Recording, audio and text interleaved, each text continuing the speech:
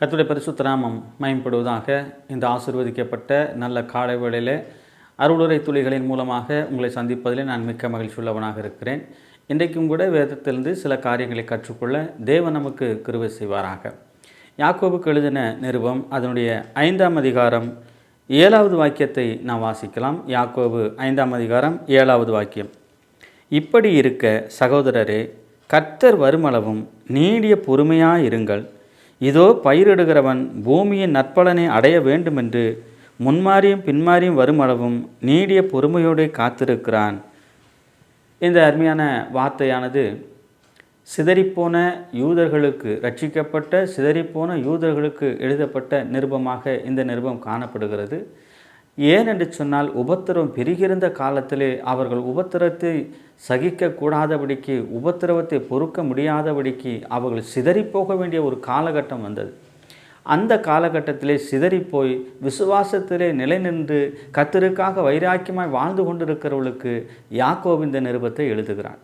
ஏனென்று சொன்னால், கர்த்தருடைய வருகைக்காக பொறுமையோடு காத்திருந்து அவருடைய வருகையில் பிரவேசிப்பதற்காக இவர்கள் என்ன செய்ய வேண்டும், அதற்கேற்ற விசுவாச பாதையிலே வழிநடக்க வேண்டும் என்று சொல்லி அவர்களுக்கு இந்த நிருபமானது எழுதப்படுகிறது.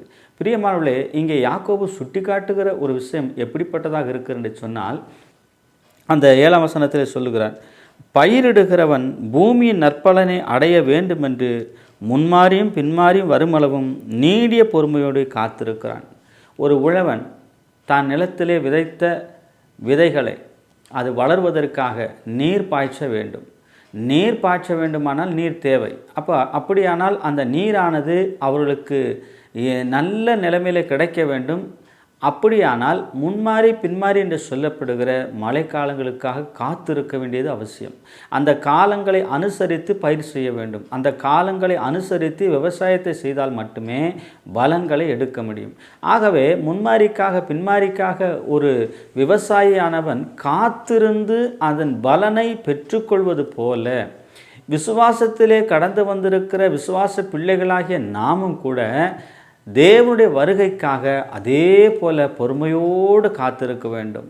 ஒரு விவசாயி என்பவன் எவ்வளவு பொறுமையாய் காத்திருந்து நற்பலன்களை பெறுவானோ அதை காட்டிலும் மேலான நிலைமையில் இயேசு கிறிஸ்துவாகிய தேவன் எப்படி பரமேறி போனாரோ அப்படியே திரும்ப வருவேன் என்று சொல்லி போயிருக்கிறார். ஆகவே அவருடைய வருகைக்காய் காத்திருக்கிற நாமும் இந்த உலகத்திலே உபத்திரவங்கள் வந்தாலும், பாடுகள் வந்தாலும், நெருக்கங்கள் வந்தாலும் கர்த்தருக்காக பொறுமையோடு காத்திருந்து விசுவாசத்தை விட்டு விலகி போகாதபடிக்கு விசுவாசத்தை பாதுகாத்து கொள்ளக்கூடியவர்களாக காணப்பட வேண்டியது அவசியமாக இருந்தது.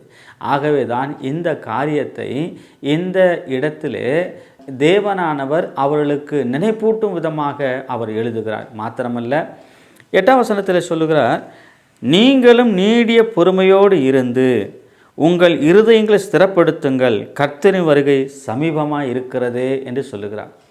நீங்களும் அதே போல பொறுமையாக இருங்கள். ஒரு விவசாயி காத்திருக்கிறது போல நீங்களும் பொறுமையோடு காத்திருந்து கர்த்தருடைய வருகைக்காக காத்திருந்து கர்த்தருடைய வருகையில் எடுத்துக்கொள்ளப்படுவதற்காக காத்திருந்து உங்கள் பிரயாசத்தை அதிலே நீங்கள் என்ன செய்ய வேண்டும், செலவு செய்ய வேண்டும். இதற்கு இன்னொரு உதாரணத்தையும் சொல்லுகிறார். வசனம் 11 நாம் பார்க்கிறோம், இதோ பொறுமையாக இருக்கிறவர்களை பாக்கியவான்கள் என்று சொல்லுகிறோமே. யோபின் பொறுமையை குறித்து கேள்விப்பட்டிருக்கிறீர்களே, கர்த்தருடைய செயலின் முடிவையும் கண்டிருக்கிறீர்களே. கர்த்தர் மிகுந்த உருக்கமும் இரக்கமும் உள்ளவராய் இருக்கிறாரே என்று சொல்லுகிறார். இங்கே யோபுடைய பொறுமையை குறித்து அவர் சுட்டி காட்டுகிறார். எப்படி என்று சொன்னால், யோபுக்கு வந்த சோதனைகளை பார்க்கிறோம், யோபுக்கு வந்த போராட்டங்களை பார்க்கிறோம். அவர் எல்லாவற்றையும் இழந்து போனாலும் கூட கர்த்தர் இருக்கிறார், கர்த்தர் நிச்சயமாக தாங்குவார், கர்த்தர் நன்மை செய்வார், கைவிட மாட்டார் என்கிற நிச்சயத்தோடு விசுவாசத்தோடு அவர் என்ன செய்தார், அவர் பொறுமையோடு காத்திருந்தார். அவருடைய பொறுமைக்கும் அவருடைய விசுவாசத்துக்கும் ஏற்ற பலன் அவருக்கு சீக்கிரமாகவே கிடைத்தது. அநேகர் அவருக்கு விரோதமாய் பேசினாலும் கூட யோபு தேவன் மேல் வைத்திருந்த விசுவாசத்தை விட்டு விலகாதபடிக்கு உறுதியோடு கூட கர்த்தர் தன்னோடு இருக்கிறார், நடத்துவார், விசுவாசத்தோடு கூட என்ன செய்கிறார், காத்து கொண்டிருந்தார். அதற்கேற்ற பலனை அவர் நிச்சயமாக பெற்றுக்கொண்டார். அதனுடைய முடிவிலே நாம் பார்க்கிறோம், இரட்டத்தனையான பலன்களை தேவன் அவருக்கு கொடுத்தார் என்று சொல்லி நாம் பார்க்கிறோம். பிரியமானவர்களே, இதையும் யாக்கோபு அவளுக்கு சுட்டி காட்டுகிறார். ஏனென்று சொன்னால், பொறுமையாக இருக்கிறவர்கள் பாக்கியவான்கள், நிச்சயமாக அதற்கேற்ற பலன்களை அவர்கள் பெறுவார்கள் என்கிற நிச்சயத்தை தான் இங்கே அவர் என்ன செய்கிறார், சுட்டி காட்டுகிறார். அப்படியானால் நாமும் கூட ஆண்டவராகிய இயேசு கிறிஸ்துவாகிய தேவன் வருவார் என்கிற விசுவாசத்தோடு காத்திருக்கிறோம்.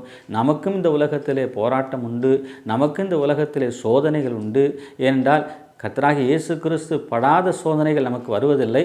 அவர் நமக்கு முன்னதாக பல சோதனைகளை அனுபவித்திருக்கிறார். ஆகவே அவருடைய அடிச்சுவடுகளை கடந்து போகிற நாமும் கூட இந்த சோதனைகளை சகித்து, சோதனைகளை வென்று, கிறிஸ்து இயேசு வரும் வரையிலுமாக நம்முடைய விசுவாசத்தை காத்துக்கொள்வதற்கு நாம் என்ன செய்யணும், பிரயாசப்பட வேண்டும்.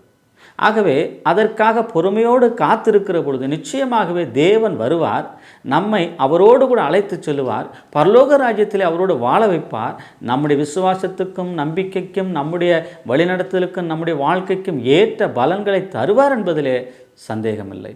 ஆகவே பொறுமையோடு காத்திருப்போம். கர்த்தர் வருவார், நிச்சயமாக நம்மை அழைத்து செல்வார். அவருடைய வீட்டிலே மனமகிழ்ச்சியோடு சந்தோஷத்தோடு வாழக்கூடிய ஒரு பாக்கியம் சீக்கிரத்தில் இருக்கிறது என்பதை அறிந்து அதற்கேற்ற பொறுமையோடு கூட நாம் விசுவாசத்திலே காத்திருந்து தேவநாமத்தை தொடர்ந்து மகிமைப்படுத்த தேவன் உங்களுக்கும் எனக்கும் கிருபை செய்வாராக.